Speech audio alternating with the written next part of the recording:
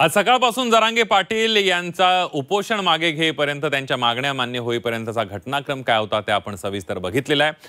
मराठा आरक्षणावरून सध्या राजकारण तापल्याचं पाहायला मिळालं। मराठा आंदोलन चिघळावं असं कॅबिनेटमधील शक्तींना वाटतंय असा आरोप संजय राऊतांनी केलाय। भाजपच्या मित्रपक्षातील शक्ती यासाठी काम करत असल्याचा आरोप त्यांनी केलेला आहे आणि त्यामुळे राजकीय आरोप प्रत्यारोप सुरू झालेले आहेत।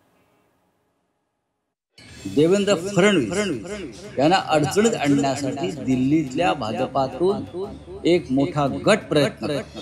छत्रपती शिवाजी महाराज यांच्या वंशजांनी काय केलं पाहिजे हे नाकाने कांदे सोडण्याचं काम संजय राऊत यांनी करू नये। या महाराष्ट्राचं वाटोळं जे करायला तुम्ही बघताय ते वाटोळं महायुतीचं सरकार होऊ देणार नाही। तुम्ही काय असली भूमिका घेताय? येड पांघरून पेडगावला जायच्या भानगडीत पडू नका।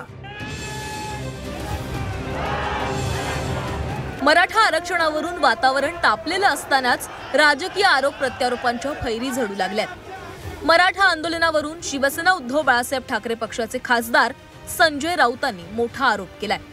आंदोलन चिघळावं यासाठी मंत्रिमंडळातील काही लोक काम करतायत, तर मुख्यमंत्री बदलावा यासाठीच दिल्लीतील भाजपचा एक गट राज्य अस्थिर करत असल्याचाही आरोप संजय राऊतांकडून करण्यात आलाय। त्यामुळे संजय राऊतांचा रोख नेमका कुणाकडे अशी चर्चा आता सुरू झाली आहे। संजय राऊतांच्या टीकेला भाजपनं जोरदार प्रत्युत्तर दिलंय। आंदोलनाच्या आडून काही लोक आपल्या राजकीय पोळ्या भाजण्याचा जर प्रयत्न करत असतील, न्यायालयानं ते सुद्धा गांभीर्यपूर्वक पाहावं लागेल आणि सरकारनं खास करून अमित शहानी पाहावं लागेल। कारण अमित शहांच्या पाठिंब्याशिवाय ती व्यक्ती हे सगळं करू शकत नाही। याचा अर्थ देवेंद्र फडणवीस यांना अडचणीत आणण्यासाठी दिल्लीतल्या भाजपातून एक मोठा गट प्रयत्न करतो। राज्य सरकार मराठा आंदोलनाच्या बाबतीत आणि मराठा प्रश्नांच्या बाबतीत अतिशय सजग आहे आणि मराठा समाजाचे प्रश्न सोडवण्याचं काम भारतीय जनता पार्टी आणि देवेंद्रजी फडणवीस यांनी सातत्यानं केलेलं आहे। त्यामुळे उपसमितीनं काय केलं पाहिजे, छत्रपती शिवाजी महाराज यांच्या वंशजांनी काय केलं पाहिजे हे नाकाने कांदे सोडण्याचं काम संजय राऊत यांनी करू नये। काल तुम्ही 2000 किलोमीटर लांबपर्यंत पाटण्याला जाऊ शकलात, परंतु इथल्या आझाद मैदानावर जाण्याची हिंमत तुमची होत नाही।